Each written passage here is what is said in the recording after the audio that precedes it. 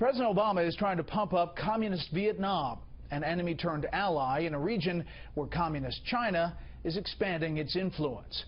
The president began his Asian tour by lifting an arms embargo that dates back a half-century. Correspondent Kevin Cork is traveling with the president and reports tonight from Hanoi. The United States is fully lifting the ban on the sale of military equipment to Vietnam that has been in place for some 50 years. In announcing a complete end to the decades-old arms embargo on Vietnam, President Obama today ushered in the dawn of a new era in its relations with an old communist foe. Just a generation ago, we were adversaries, and now we are friends. Should give us hope, should be a reminder of the ability for us to transform relationships. The two countries scarred by war a generation ago, now increasingly dependent upon each other, economically and strategically. The Vietnamese expect to spend $5 billion on defense this year. That's up from $1 billion back in 2005, with 80% of the money going to Russia. The new deal now puts American companies in play for that arms business. More importantly, the White House says lifting the embargo will help strengthen security cooperation, improve Vietnam's defensive capability, and enhance regional stability.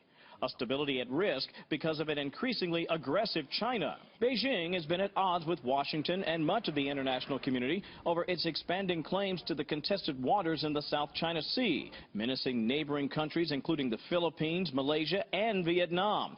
Though the president today tried to deflect the suggestion that lifting the ban was in any way related to Beijing's behavior. It was based on our desire to complete what has been a lengthy process of moving towards normalization with Vietnam.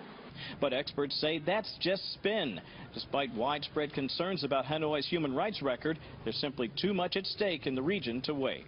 In the South China Sea, there is now a contest for the future. The United States needs every friend it possibly can get, and so therefore this is a great time to drop the arms embargo.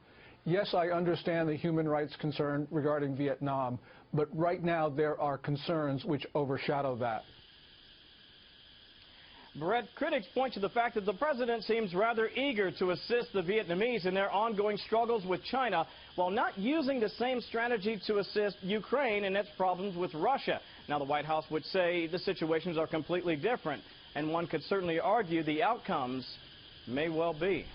Brett? Kevin Cork traveling with the president in Hanoi. Kevin, thank you.